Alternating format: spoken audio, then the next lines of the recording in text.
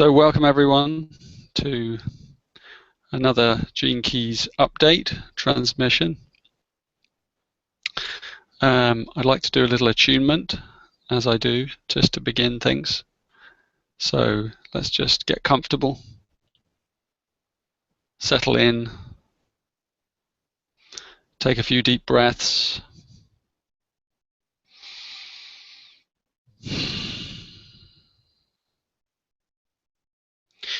And one of the reasons we do these attunements is just to feel the resonance of the collective consciousness, because there are people tuning in the non-local field from all over the world, and that also includes people tuning in the future, our future, and we will then be in their past, which is something to consider. So let's just welcome the higher body that's present, the collective consciousness. And when I think of the collective consciousness, I always think of the sun. The sun is one of my great muses, because the sun represents the synarchy, and the synarchy is a perfectly harmonic, organized, collective principle.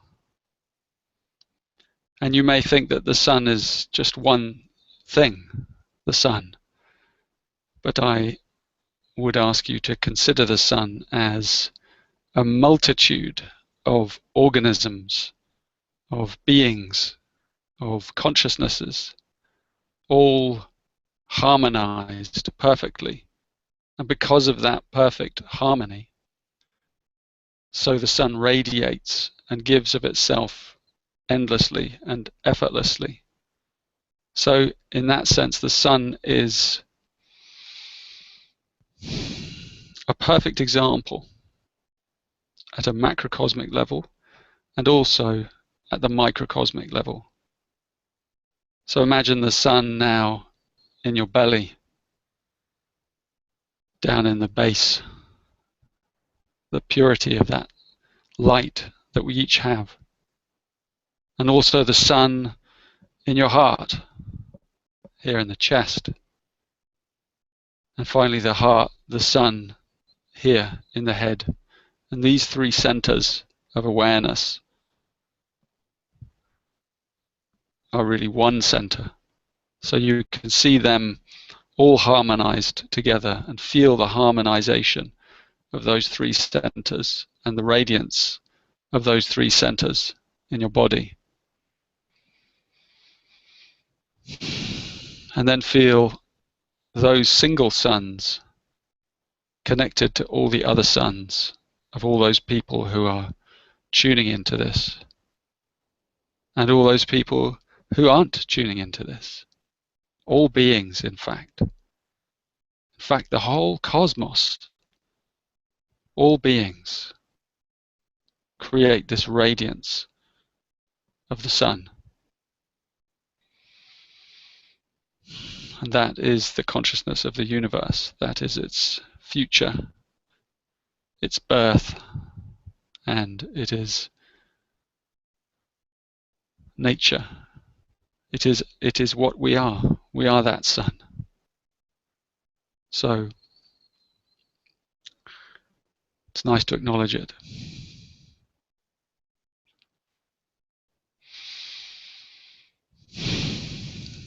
Right. Ready for a transmission? Inception. A nice word. Well, I'd like to use this time to do something a little different. Many times when I'm asked this question about where the gene keys come from and how the book was written and all these sorts of things, you know, I'm asked that a lot. And I really can see the importance of heritage and of lineage, because it allows us to get a fix on something and to zone into the knowledge base and to place our anchor, as it were, in the root tantra of the tradition. And since it's been 10 years now since the gene keys formally came into the world as the gene keys, it seems an apt subject to address. And there's also another reason for looking backwards into the past, and that's because it allows us also to see forwards. I wonder if you've ever done that. You know, you really examine the pattern of something in the past as it's evolved, and it gives you a distinct feeling about where that thing is going. And of course, we can never rule out the unexpected. In fact, we'd better be certain that the unexpected will arise. But even so, one can feel the spirit of a thing when one looks at its early years. And of course, this is also one of the things that concerns the gene keys, to look at the inception of your own life, how you were conceived, when you were born, and how you were imprinted during your childhood. Those early patterns, they show us what our work is, they show us what our dharma is, our destiny. So I hope that this will be of value to you as you explore the gene keys further. And as you know, I'm not really someone that's too interested in biography and external detail, you know, not so much as the essence or the soul of a thing. That's where my interest lies. And the gene keys is a transmission, which is to say that it isn't a fixed knowledge and it isn't a dogma or a science. It's not philosophy either. It's a synthesis, which means that it brings together many streams of knowledge and knowing. And more than a synthesis, the gene keys is a living field of wisdom, a transmission of the Dharma, of the living, breathing, evolving truth. And your alignment to this idea determines the level of transformation you'll be able to draw from these teachings. So this is the first thing to say, that you will need, at the very least, to approach this teaching with an open mind, with a mind that's open to the idea, at least, that magic is possible, that unseen mysteries can and sometimes do play through human lives. And if you're too analytical and critical or skeptical, then you may find the gene keys a closed door, and they may carry too many paradoxes for the hungry, answer-obsessed mind. And such an attitude will very likely lead to a disillusionment and confusion. So I really like this word inception. It's about beginnings, obviously, but when you take the word apart, it also carries the meaning of receiving something internally, as though there's a vacuum and then something mysteriously arrives in that vacuum, like conception, you know, with the seed and the egg. But inception makes it feel more as though you're on the inside, whereas conception sounds a little more observational. So the gene keys arose out of contemplation. You know, for me at university, although I studied English literature, I gave 4 years, which was my degree, alongside that to another set of studies. You know, I intensively studied the mysteries.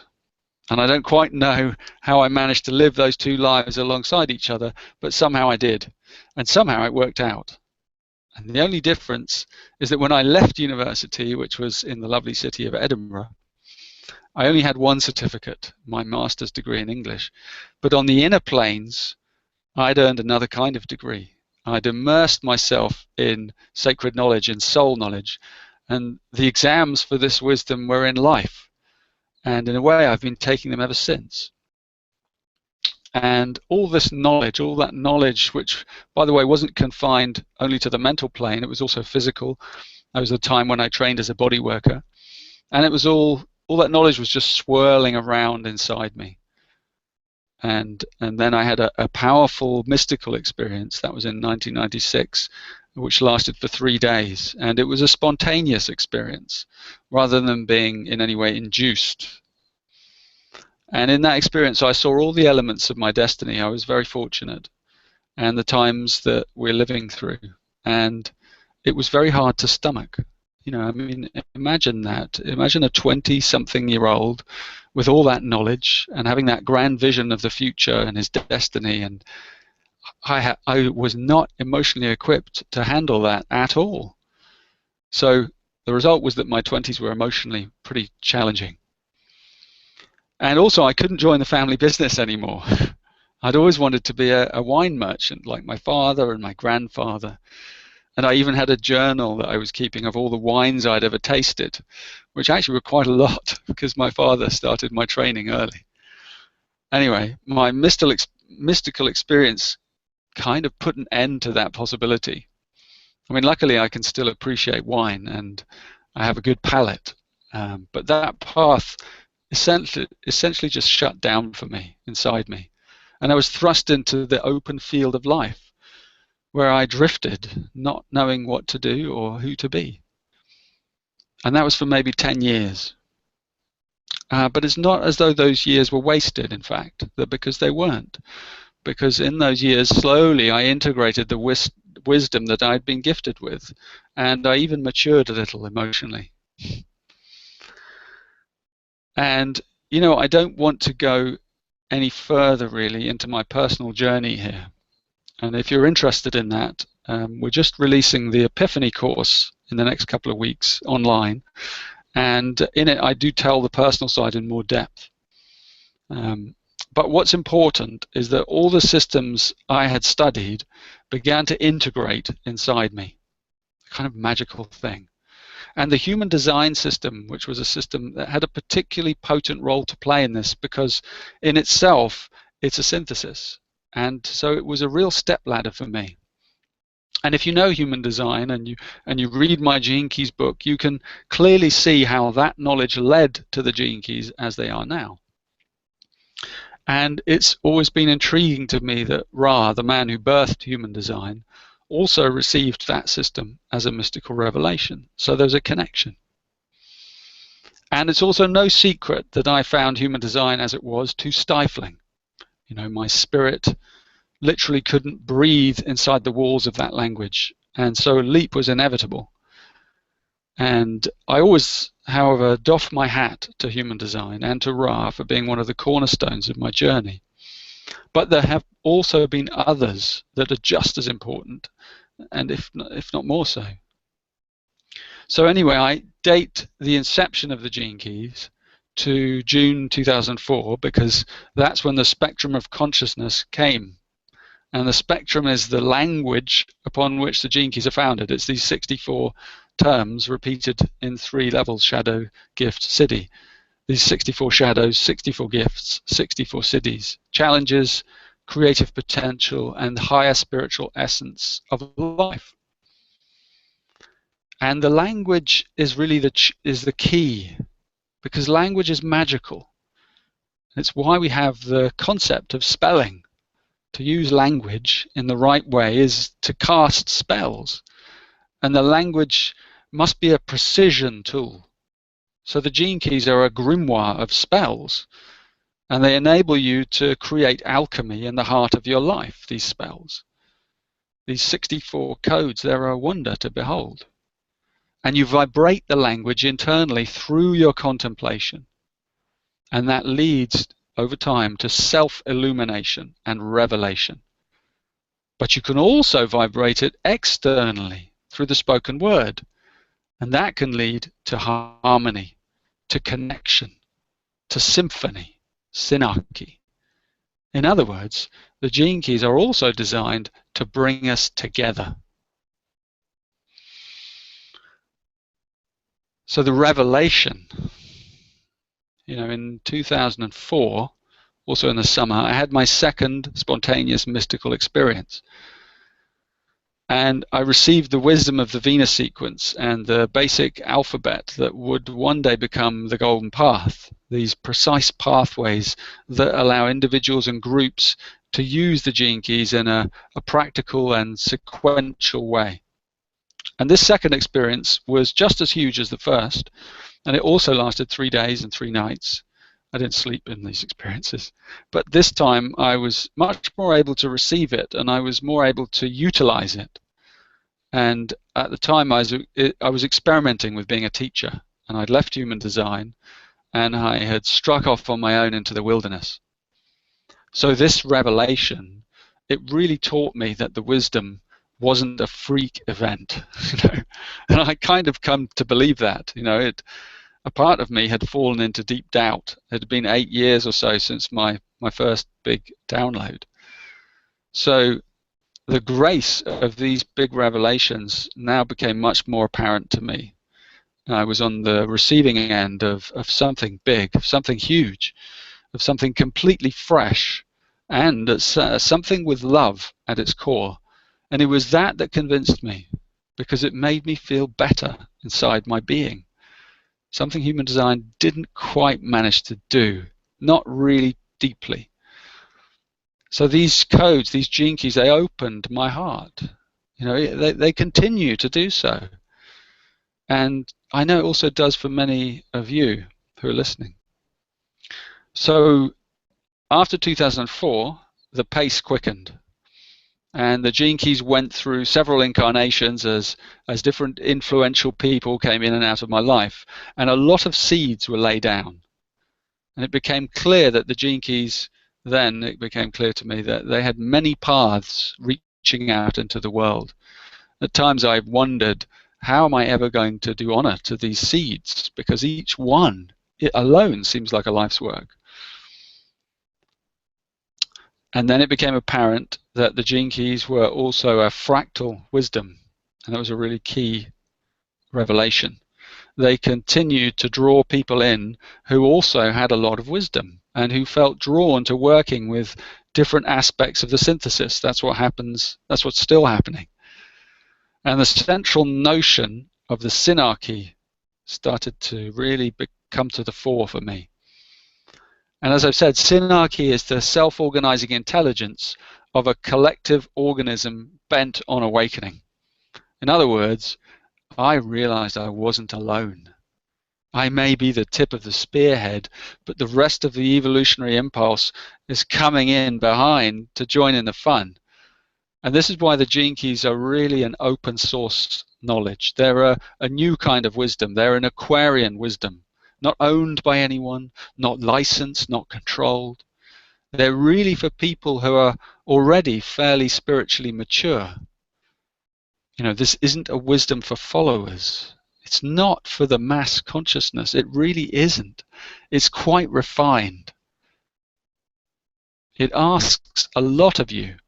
And you need to know how to contemplate. You need to know how to imagine, how to create with your mind and your heart, how to think outside the box. Because the gene keys are about revelation, and they trigger the process of revelation. But you have to do the work. I've said this before. By 2009, I'd written the book, and by 2012 or so, the profile was done. And by 2013, I'd completed putting together the golden path. So all the essential elements of the synthesis are now laid down. They're complete. And people are continually ask, how do I use this knowledge? Where do I begin? And that's why I created the Golden Path program with its 33 steps. You begin with step 1. It's amazing how many people miss that. But you have to do the work. And so many of us are not used to doing the work, because the New Age has kind of made us a bit soft. Many of our teachers do all the work for us. But revelation doesn't work that way.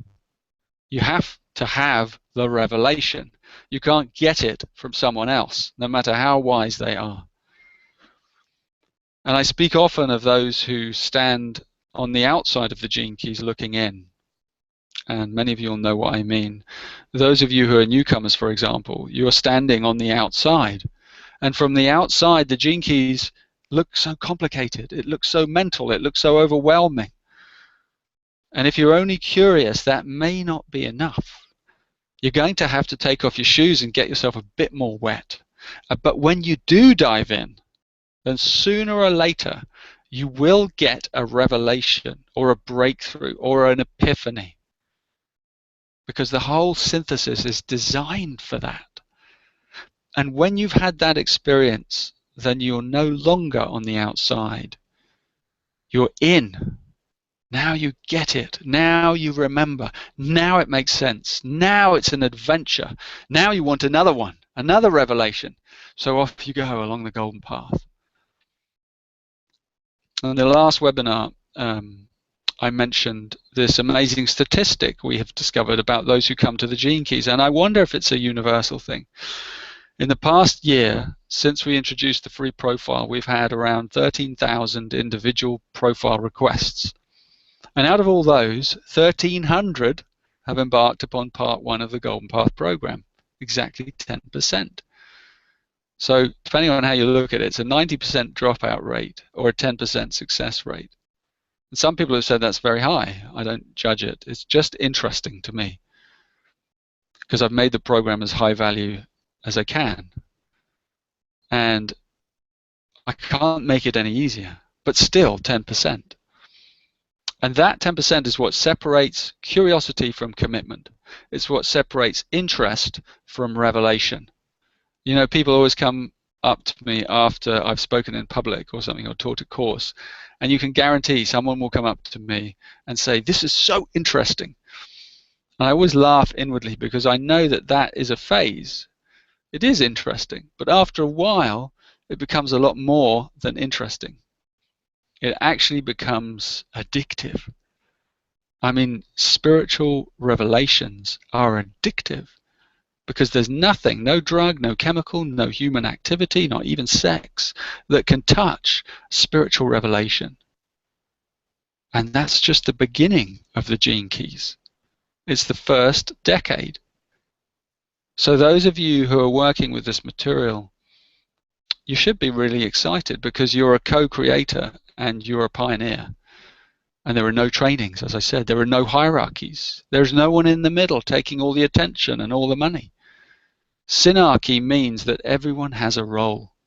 And if you know in your heart that you have a role, then you have a role. That's your certificate. And your role may take a while to unveil itself. You have to follow the golden path. You have to do the inner work. And at the moment, my business partner, Anton, and myself, we're setting up the Gene Keys Foundation. It's a philanthropic trust that sits in the middle of the Synarchy. And the idea is that it will manifest the third component of these teachings, which is called syntropy. So you have synthesis, synarchy, and syntropy. It's a trinity. And syntropy is explored in the Pearl sequence, which is part 3 of the Golden Path. And it's the business component of the Gene Keys. And it's about putting philanthropy at the very heart of your business and your life. And that's because it flows out of the heart opening of the Venus sequence, which is part 2 of the Golden Path. So when you put philanthropy at the heart, you're creating a torus, you're creating a dynamo, you're mimicking the way the divine works, as above, so below. With love at the heart, you activate the law of superabundance. So we're going to model this with the Gene Keys. It's a system without limitations, without boundaries, without hierarchy. So, reflections, because that just about brings us up to date. And I said I didn't want to take too long because I wanted to leave a little bit of time to look ahead.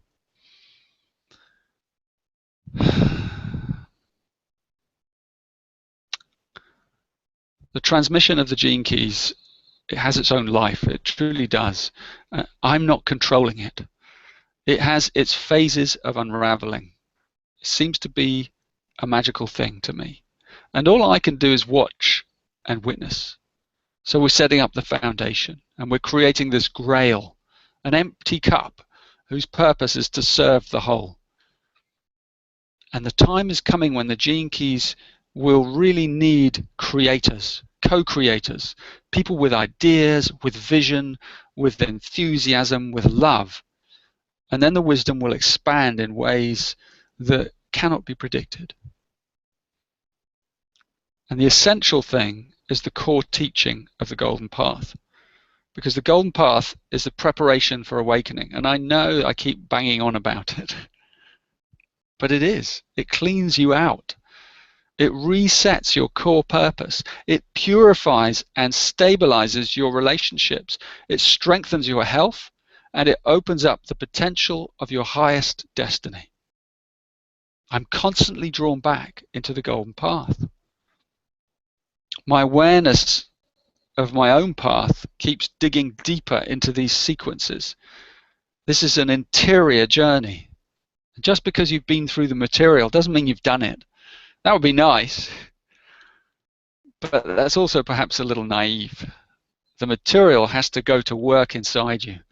You have to continually look deeper into those shadow patterns. You have to continually call in those cities. You have to reimagine your life at its highest level. And by doing this, you are activating the higher frequencies of your genetics. But it takes time. You go back over it and over it. And after a while, you'll find that your awareness tracks automatically along the golden path. And you will know precisely when certain pathways have been unblocked and opened up. And there are layers to that. But once you've overcome an obstacle, often another one rises up. But the good news is that the inner shadows are finite. You have to persevere. You must persevere. The really deep work is the Venus sequence. You can play with the pearl, sure, but prosperity won't truly manifest in your life until your heart has opened up permanently. Not really. You can mess about with money and all these things, but not really prosperity. And you can't get to the Venus sequence unless you've done part one, the activation sequence. The activation sequence is about stabilizing your breakthroughs. So you've got to have them, and then they have to be integrated and stabilized. It's about expanding the radiance from your base. It's about self-empowerment and self-love. So over the next few months, I'm going to really dig into this golden path. And some of you may have already done it. You may have gone through the steps, all 33, and you're waiting for the next thing. Well, sorry to disappoint you. I want to invite you to do it again, much deeper, and then again, and then again, and then again. And you won't regret it. I recently had a talk with the lovely people from GeneKeys.net in California, and they're in the process of building an online community hub for anyone interested in this work. You've probably heard about it. So you'll be able to find people in your area, emotional support, mental clarity, so you can experience literally synarchy at work. And they're also creating a living library so that anyone working creatively with the Gene Keys can share their art, their poetry, their unique expression, their music, and their exploration of each gene key. It's really, really exciting, and I've seen some of the artwork, and it's awesome. And we're talking about the possibility of running a series of deep dives, kind of communal immersions in the whole golden path, and beginning next year sometime. And of course, I'll be intricately involved in that. So what I'd like to do now is I'd like to build the momentum towards this new phase. And this is where the transmission is currently focusing, the Gene Keys. So it's no coincidence that this webinar is on the 9th of November, 9/11. You know, 9/11. 9/11 is symbolic of the core human wound. And I'm going to invite everyone connected to the Gene Keys to begin a new process of diving into the Golden Path materials over the coming months and even years. And I'm imprinting it now on this date, today.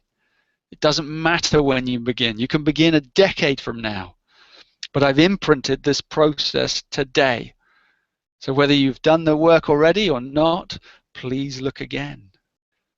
Because if your heart is not bursting in pure love on a daily basis, then you're still a candidate for this. So over the coming months, I'm going to explore the spheres of the Golden Path in webinars in more depth.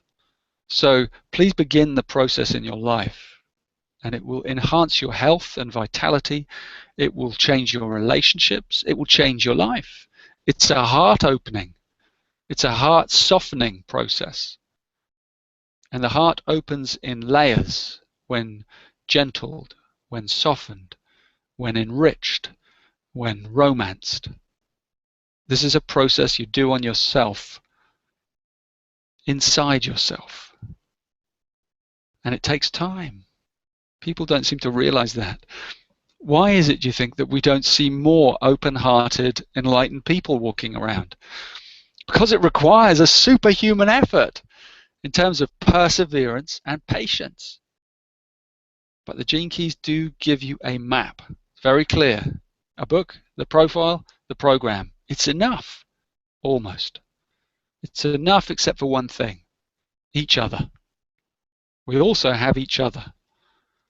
And to give you some idea of timing of what's coming, next June I'm going to be in Cortes Island in Canada, offering a very deep retreat that dives right into the heart of the sacred wound. And it will be an invocation of the Spirit of Grace, and we will call it into the whole community. It's a teaching I call the 7 Sacred Seals, and it's mentioned in the 22nd Gene Key. There's a download of that attached to this transmission. And it's the highest frequency teaching I've ever done. And whether you can be there or not, I'm going to live stream the transmissions, the main parts, so we can all take part in the process. So I'm really wanting to encourage this awakening of the collectivity. And even though we're doing the work in our daily lives at an individual level, we're also doing it together like ships at sea on parallel courses just over the horizon. You know, back in '92, I went on a transatlantic sailing race as a sailor, and it was an amazing event. There were 33 square rig ships. It was the quintercentenary of Columbus, Christopher Columbus. So they had more square rig ships than have ever been assembled before, plus hundreds and hundreds of other smaller yachts. I was on one of the smaller ones. And it was a sight I'd never ever forget. Absolutely amazing. Everywhere you looked was a vast sailing ship with these amazing billowing sails. Everywhere you looked. And we set off on this race from the Canary Isles, and within about 2 or 3 hours, you looked out from horizon to horizon, and you couldn't see anything. But there they were. You knew they were there, these huge ships, just over the horizon. But you couldn't quite see them. And we're like that. So the golden path, I want to urge you, it's phenomenally powerful. The gold is inside. The gold is your heart, the sun. The alchemy is to transmute your base shadow material into gold. And yeah, there are also other paths.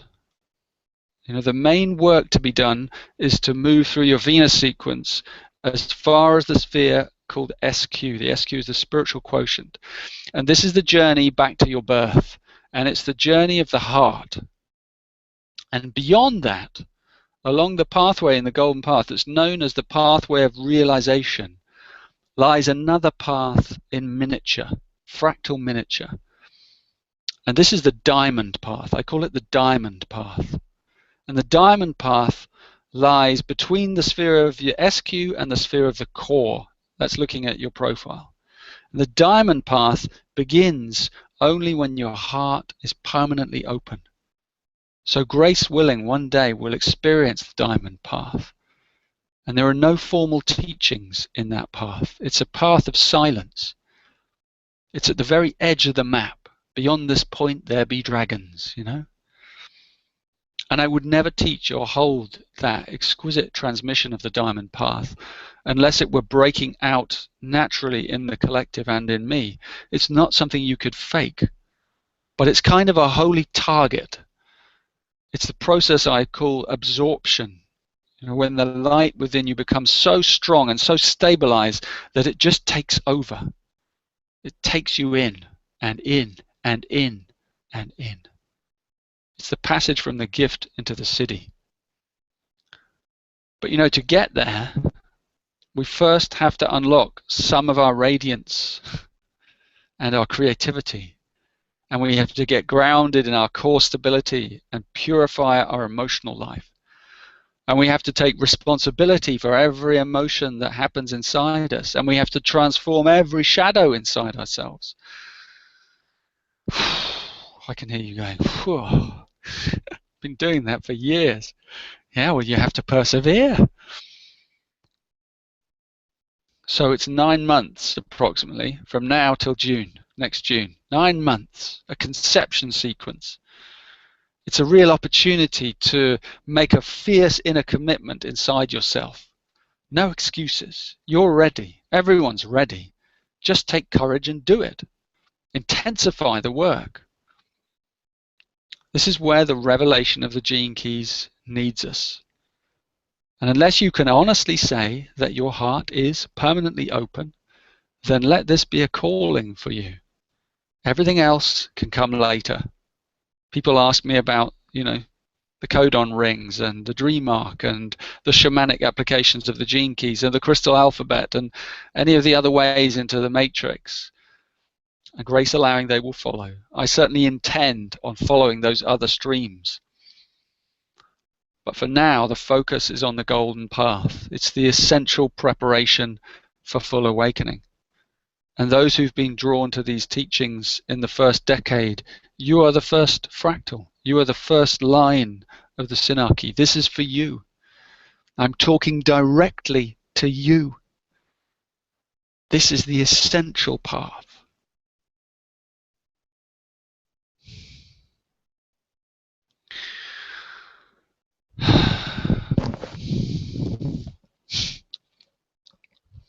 Have a drink.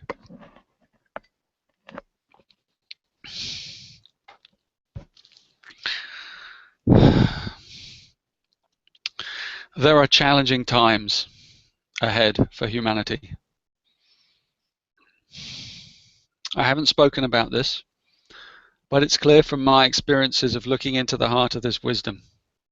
There are huge challenges coming. And I don't say this to alarm anyone, because most of us can sense it anyway. But we should be clear about the times we're living in and the times our children and our grandchildren will inherit. The synarchy needs to do this emotional work now. We have to do this heart work now in order to be ready for what lies ahead, for what's coming. It's the cleansing of group karma. You can't behave the way humanity has behaved and not experience justice. You can't. Justice is coming. I mean, I know I sound like one of those guys in a soapbox, but they're right. There is a universal force of justice. And once it's done, the way ahead will be very clear. So we have to do this work so that our way will be clear, and a path of roses will open up through the encroaching thorns, and anyone with truth in their hearts will ride out the transition with grace, with forgiveness, and with deep compassion. I really see it sometimes inside myself. I see certain decisions that come towards me, like a choice of decisions, this way or this way, and one decision literally has a light above it and the other one doesn't. And it's just so clear. The light just says, this is the way. And the clearer you get inside yourself, the more radiance you unlock, the clearer those paths become. This is the right decision. Because the light is the one above the door. So you take it. You'd be a fool not to. So, okay, now I've opened up the wormhole. We'll have some questions, and of course, we'll keep you posted regarding how this is going to emerge. Not the stuff I was just talking about. I can't control that, but the Gene Keys emergence and the community hub, and fairly soon you'll be hearing news from them, genekeys.net, and the community hub and how it interconnects with genekeys.com, the teachings hub, and these two are going to operate together. And it's going to be very exciting and very interesting to see how that evolves. So thank you for listening, and we'll have some questions.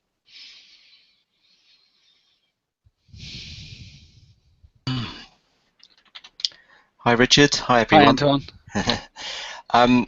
Just whilst we wait for the questions to come through, I've got one question here from Dolores, and she says, do you consider revelation, breakthrough, and epiphany the same thing? And if not, what are the differences? Well, for our purposes, yes, they're the same thing. You might detect slightly different nuances in the words, but essentially we're talking about the same thing. I mean, if I take the word epiphany, it sort of has a certain, I don't know, transcendental flavor more than breakthrough, which feels like it might be more of a heart-based thing. And, revelation also feels like it's something that's, but essentially, yes, they're the same thing. Okay, a question from Dipali. At the beginning, you spoke of the three suns. Can you elaborate further about the sun in the belly? Yeah, the sun in the belly. The Chinese call it the dantian, the lower dantian. There are many names for it. The Indians call it the Manipura chakra. Um, the way I understand it, is when we look at these centers of these lines of force inside us, everything comes down to a source point. Sometimes I call that the one point. And there's this deep point in the belly, this navel point, and you can feel it if you close your eyes and you tune in. Your intuition will guide you exactly to that point, and that point is a very, very magical point. And it's like a wormhole. It's like the source of the sun. And as you clear the blockages and the karma and the residue and the memories and the sanskaras, as the Hindus call it, that are deeply embedded in your body, in your astral body, in your subtle bodies, then your belly opens. And as it opens, this sun that is in there begins to shine. And it's not just the sun that shines, it's also the essence of harmony. That's what it is. It is the emanation of harmony. It is your harmony with the cosmos. It is the point at which it's this one point. It's your navel. It's the way into the core of everything, the core of the universe, the core of the teachings, the core of everything. And the deeper, the more clearer you become, the more resplendent that becomes inside you. So that's our work, and that is also our future awareness center. I mean, I say it's our future awareness center, but it's also an awareness center that evolved in the past, in our distant past, and it's always been there. But because of forces and evolution and the story of life, it's been obscured. And now is the cleansing of that place and that awareness. So, as you may know, it is my great passion to rediscover that place. But it is the essence, the quintessence of utter harmony that emanates from that one point. So it's really, really a very special place. It's why it's in all mystical traditions that is the key point within the body. It is the opening, for instance, for the heart. The heart has to be opened, the higher centers have to be opened first through that point. You cannot bypass it.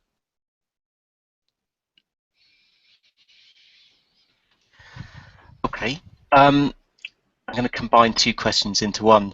I knew someone was going to ask this. I'm just trying to find the question now. I can't find who asked it, but someone asked, can you talk more about what is coming in the future? And Anne-Marie adds on to that, is climate change one of these challenges? Well, climate change is already one of these challenges. And yes, of course, it can only get worse because it's quite clear that humanity does not consider it a priority. And even though many of us do, those of us who are a little bit more anchored in our one point, we realize that this is actually getting out of control. But yes, climate change, of course, is one of them. It can just, there'll be times where it's going to get worse, and I think we can all see that coming. I mean,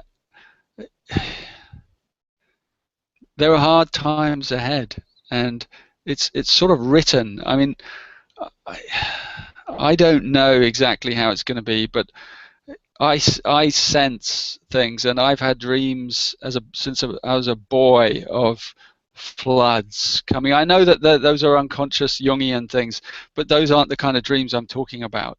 I have seen, I've seen huge shifts and deep fear and terror, and changes and migration and all these kind of things. The thing is, it's not something to be afraid of. It's something to actually realize is essential, because the more you look at humanity and the world we've created, the more I think to myself anyway, I think, how are we going to get from here to the place I see?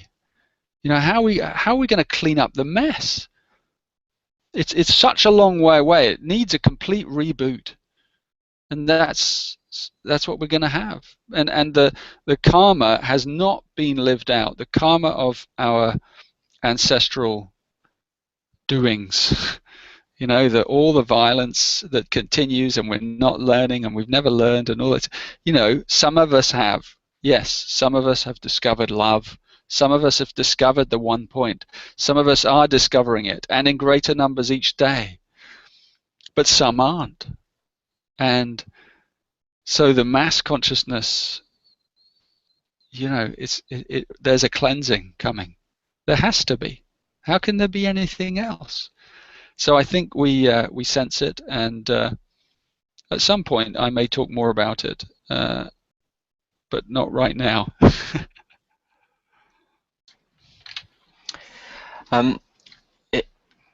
Someone's asked, if someone asks a question and it's marked private, I won't read out their name. Okay. They've asked, it's been said that Saint Germain is our guide in the Aquarian age, as Jesus was in the Piscean age. How do the teachings of Saint Germain connect with the wisdom in the Gene Keys? Well, I don't know enough about Saint Germain to answer that question, but what I imagine is that that these ascended beings, as they're called, they are streams or rays of transmissions of wisdom, and there is a certain time in which certain streams come into the world, and so I don't know if that's because I haven't, I'm not familiar particularly with that term. Well, I know I've heard of it, and I can feel a vibration around it, but I don't know enough about it to answer fully. But there are streams in which divinities, if you like, or siddhis, primary ones, emerge into the world. And one thing I will say is that the 60th siddhi, which I've mentioned just now, justice, is coming. And I say it's coming. It's a little way off, but it's coming, and it's here now.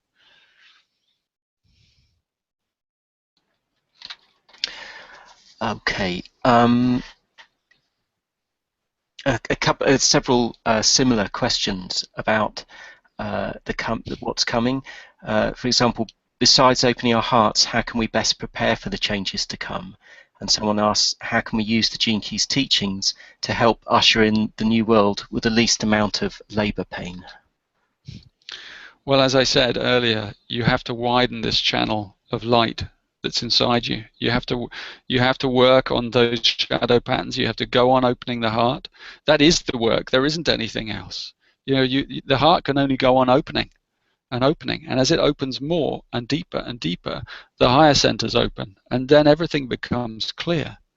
And once the higher centers are fully open, then then you can be of your greatest service in this time that's coming.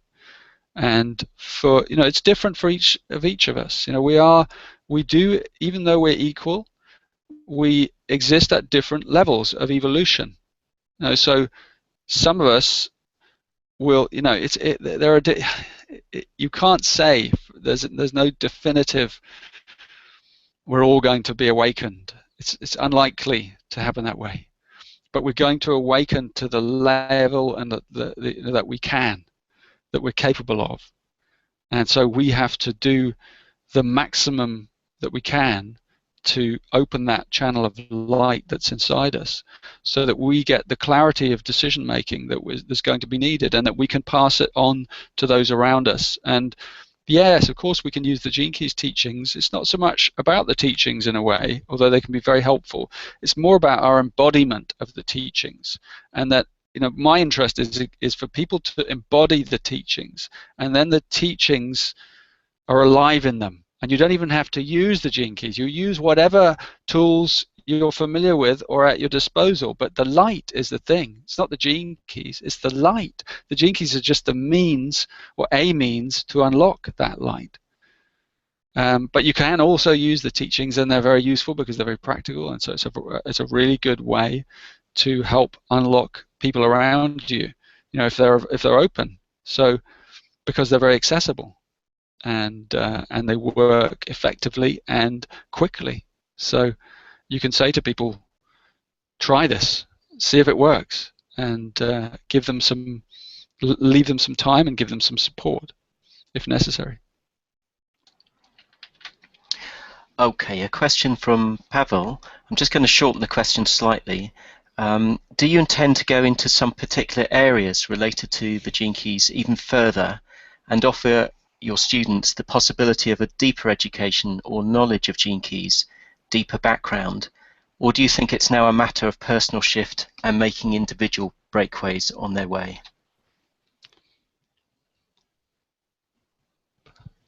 Okay. Yeah, I think I sort of understand the question. Do I intend to go deeper? I am always going deeper, and of course I will. But as I said earlier, the transmission is in charge, not me, and I'm still in the process of laying down the foundation. And if, you know, perhaps some of my students are ahead of me. I don't know, but I can only go from the place that's inside me of authenticity, and the golden path is still very much where my focus is, where my inner focus is. And even though the mind that I have, I would love to track off into other areas of this transmission, deeper areas, and I have them coming in, you know, sometimes, and I just let them fly through, and I go, your time will come, your time will come. So I'm always trying to bring everyone back to the essentials. That, like, if you take, for example, the sphere of your SQ that I mentioned earlier, in your golden path, and you look at that gene key and that line, you know, for you to fully embody that gene key and that line, you know, it takes a lot. There is a lot of work involved in that, and that's the journey. So what I will do is I will keep leading us deeper into that matrix, and that's why I'm going to do these. You may think I'm going over beginner stuff, but you maybe saw the one I did on the attractor field. I'm going to go into each sphere in that level of depth to really open it up, to show you the other transmissions that are kind of connected into it, so that we have this real depth behind the golden path. And as I said, I'm doing the 7 sacred seals, which I wouldn't be expecting to do so soon, but it's just called to me, and so it's coming, and that's a very, very high level teaching as well. So I think there's plenty of new stuff coming in, even while we're tracking. You know, I mean, in a sense, I've moved beyond the basics because I've laid down the golden path. So I am now able to go into deeper areas, but within, at the moment, more or less the same matrix. Yeah, and I just mentioned the diamond path, which is a very higher teaching, but it's not time. Okay, a question from Christian. Regarding the siddhis. He says, it seems that once they have arrived, they are a permanent state. when you received the teachings, did you yourself find yourself in the cities, or how did it work? Cities are funny things. You know, some cities are non-flashy. You know, they are very essential and basic. And some cities are very flashy. You know, they really are cities in the sense of, whoa, miracles. And yeah, so you kind of have to look at yours.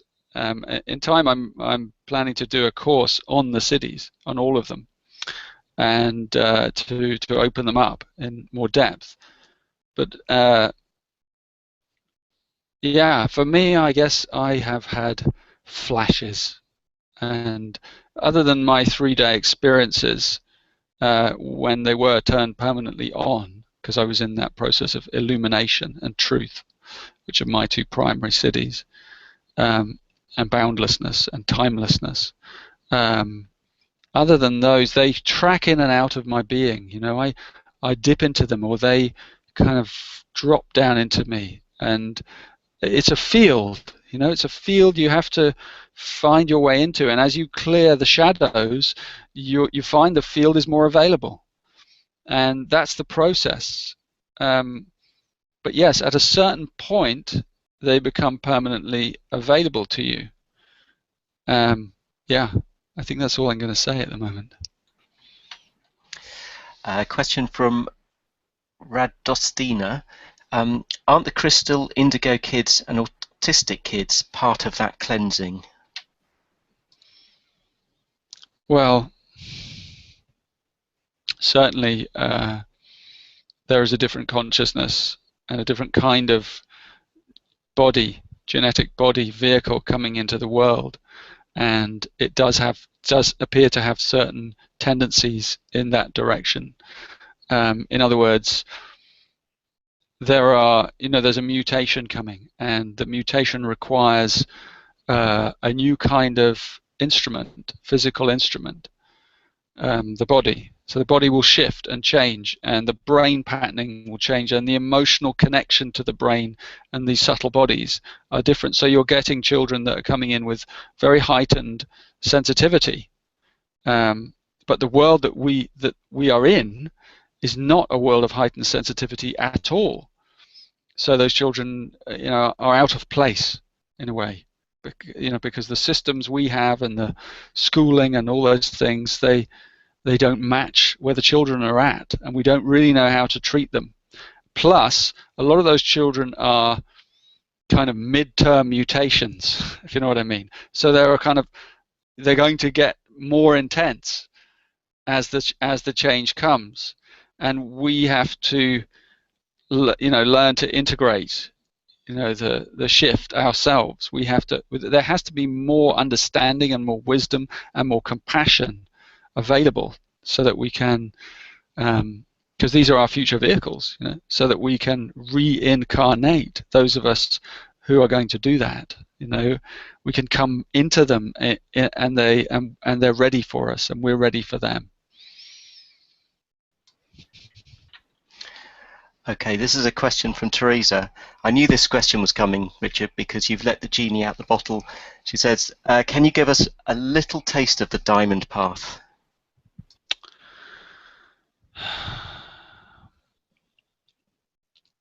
As I said, it's a path of silence. It's a path in which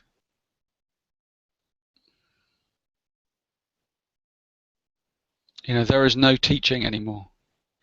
There is only the vacuum of your true self sucking you down into it. So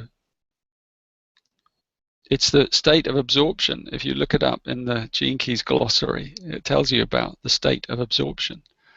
And it's the passing through the portal of the 6th initiation, the communion, in which the 3 higher bodies, the causal, the Buddhic, and the Atmic, come completely into the lower three bodies: the physical, the emotional astral, and the mental. So there is a complete coming together of this Solomon's seal, the upper triangle and the lower triangle. I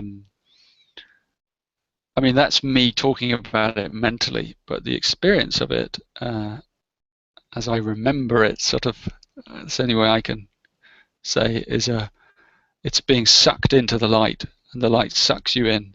And so there's nothing you can really say. That the path itself is, it requires quiet, retreat. It requires probably long periods of aloneness, isolation. It will require a certain understanding of those who are around you once that process begins. However, having said that, my understanding is that embodiment, which is the final product of that process, requires that you integrate that experience into a normal, waking, everyday life. So that is part of it. Also, we need to be able to function in the everyday life. So it's not like I see we're going to have to go off and live in caves.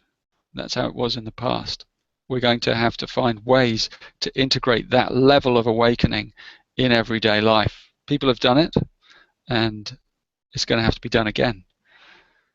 But I think there'll come a time in which groups of people experience that. I think that is how the awakening is going to occur. That's my feeling, my sense, that in the beginning, certain cells are going to experience that, and it's going to ripple out through the incarnations, and it's going to increase in frequency, and it's going to increase at certain places around the planet where communities have formed, where it's understood, and that collective consciousness can emerge as a field and begin to envelop the whole planet. And whatever horrendous things may be happening on the surface, at the same time there's this other thing occurring. So it's a real time of kind of yin and yang coming.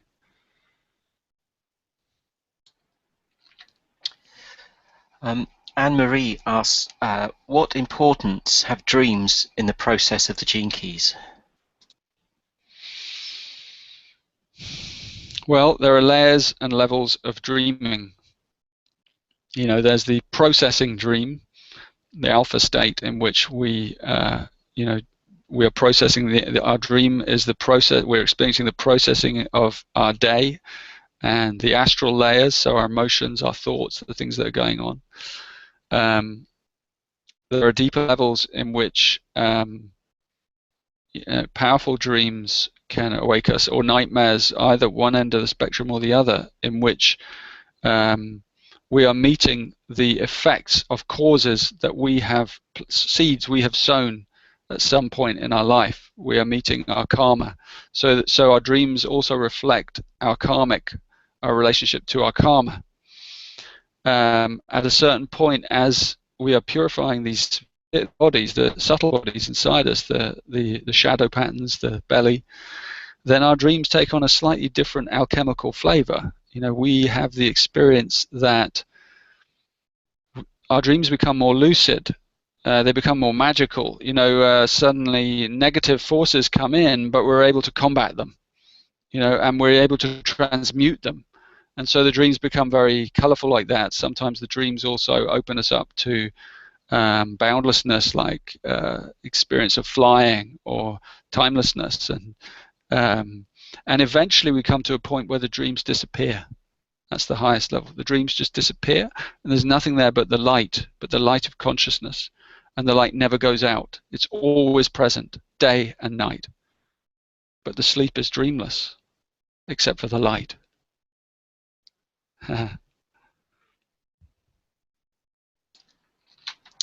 A very short question. What is the divine... Maybe the last couple of questions, Anton. Sure. What is the divine will to you? The divine will? Yeah. Good questions. The divine will, I can answer that in two ways. The first one is that, talking in terms of these subtle bodies, the divine will is when the higher body, the highest body, well, almost the highest, the atmic body, or the monadic body, which is the very highest, comes down into the form, into the physical, into the emotional, and takes a hold of those aspects of our nature, those lower aspects, and the will in us changes our patterns. It changes our old habitualized patterns. So it alters the way we see, it alters the way we think, it alters the way we feel, and it changes the routing of our neurology. That's what divine will is. It comes down. It's a grace. It is an agent of grace. It's not what we think. Will is not something that we force and we will and we push and we push. It's not like that. Will is effortless. Divine will is effortless. Human will may take force. Divine will is effortless. It just occurs. One day, we just decide to quit smoking because suddenly we have a revelation. Oh my God, this is terrible. Why have I been doing this? And we stop. We just stop. And it's effortless. That's divine will. I'm not saying that that's how it is for people, but that's an example. And the other side of divine will is that it's ultimately where it's heading, where it's aiming, is it's aiming at complete relaxation. You know, that's what its purpose is to release all the deep tensions and repressions that are held in our body, in our DNA. So the will comes in and it releases them one by one, each pattern released, released, released, until it gets subtler and subtler and subtler. Because the patterns in us that stop us from experiencing the divine are layers and layers and layers. If you read the Venus sequence part of the Golden Path, there's a part in there called the sealing of the senses, and it describes the subtle letting go of the senses as the awareness of the divine, the light of pure consciousness begins to allow you to let go of all the most subtlest aspects of your perception, so that you can enter fully into that diamond path experience that we talked about earlier. But it gets very, very subtle. You let go of smell, you let go of sight, you let go of sound. You know, all these things stop catching our awareness, and we go deeper and deeper and deeper until we're utterly relaxed, and relaxed at the level that is difficult to explain. So relaxed that only thing that is left in us is utter peace.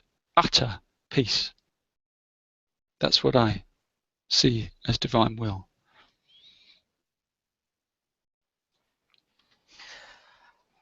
Okay, and a more practical question from Dolores. Okay, let's end with a practical question. I've motored through the activation sequence and don't want to do that with the Venus sequence. Contemplation is not something that comes naturally to me. Any further insight or personal experience would be appreciated. Okay, so contemplation covers all manner of things. You know, so the question to ask yourself is, what does come easily to you? Because what I'll bet is it's contained in the word contemplation. So one of the things, for example, contemplation contains the Buddhist type path, the path of pure awareness, of mindfulness, of witnessing. Some people love that. They're great at that. It's the Eastern path, you know.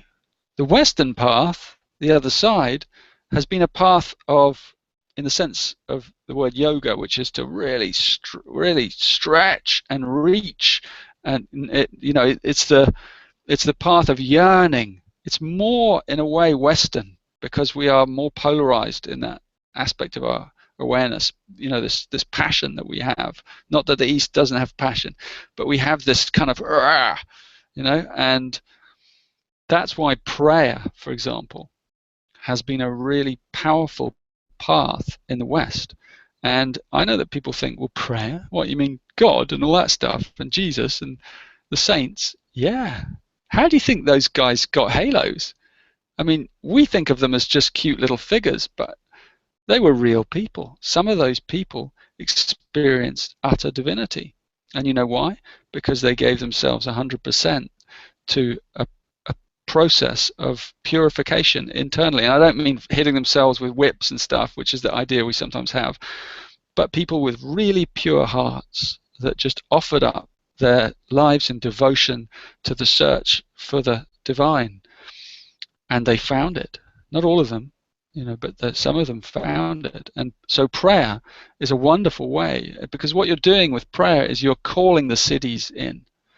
You're calling them in, and you're not just saying it. You can see, if you just say the prayer, Our Father who art in heaven. If you go to these churches in England, that's what you get. It's hilarious. Go to a Sunday church in England. It's such an experience. Our Father who art in heaven, hallowed be thy name. And everyone sort of repeats, yes, the next sentence after the guy says it. It's like, dude, you're going to have to be a little bit more enthusiastic. Anyway, it's about bringing the emotional heart and the yearning up into your prayer, so that you lay your heart bare, you let your soul sing out. You don't have to speak it. You can do it like this, but it's a way of calling in. So that's another way. And there are a myriad other ways in the middle, visualization. I mean, use your imagination. The creative imagination is so powerful.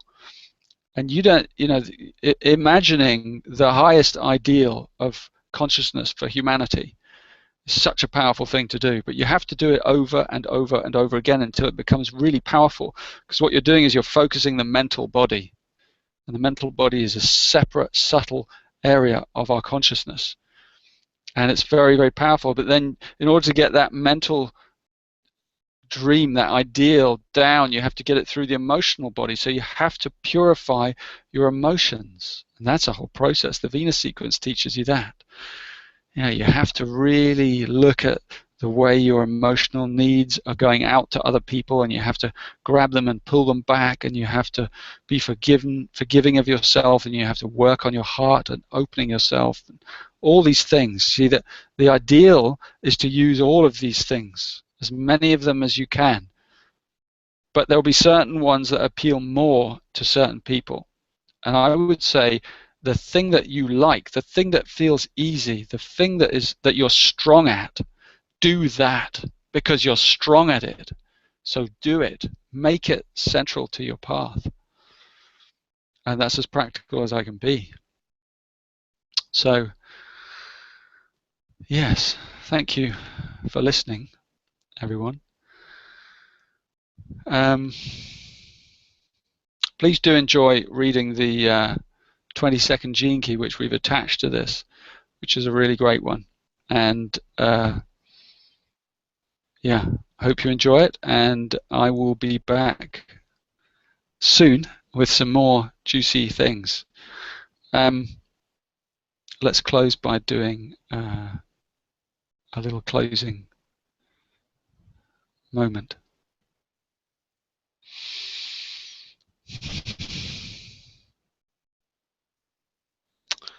So I want to thank you all for being here and receiving these teachings and being so open and available to them. And I want to really encourage you to let them in as deeply as possible.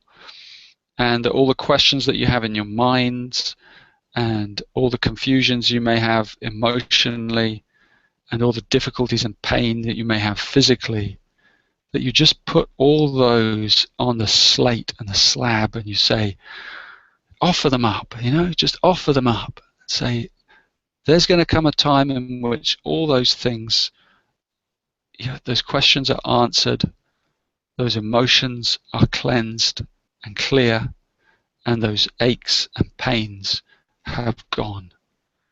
And imagine that. I'd like for you to imagine yourself free, utterly free.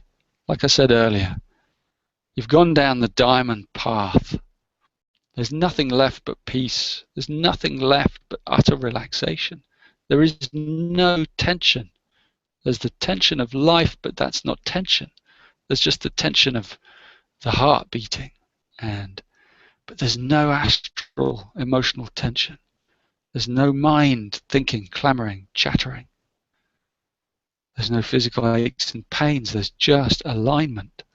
There's pure vitality coursing through your body, aligning you. And most importantly, at the core of your being, deep in the belly, is a light, and the light is strong, and it's stable, and it's firm, and you know it will never, ever go out. It will always guide you, and it lines you up right down your center here. That's something to contemplate on. That's something to take away and realize that each of us has in our deepest quintessence, and that we are that uncarved block. We have to remove the material that's in the way of that awareness. That's our task. But it's there underneath, shining, always there. We can take heart from that, even when we can't feel it at all. When you can't feel it at all, there's always the very smallest glimmer. I promise you, if you look, you will find a pinprick of light. And that pinprick is enough. Go for the pinprick. Forget the darkness, forget the shadows. Look at the pinprick and just bring all your attention into that light, and just trust and throw your whole life into that tiny pinprick and go, I trust you. Amidst all this chaos, you're the only thing I trust. And let that be your prayer, and let that be your meditation. Thank you, everyone, very much for coming, and I look forward to doing the next one. And bear in mind what I said about the next 9 months, really giving yourself to a process and tuning into this 7 seals, which are going to happen in June. There's something powerful going to happen at some deep level, and let that be a vanishing point for you. Thank you very much.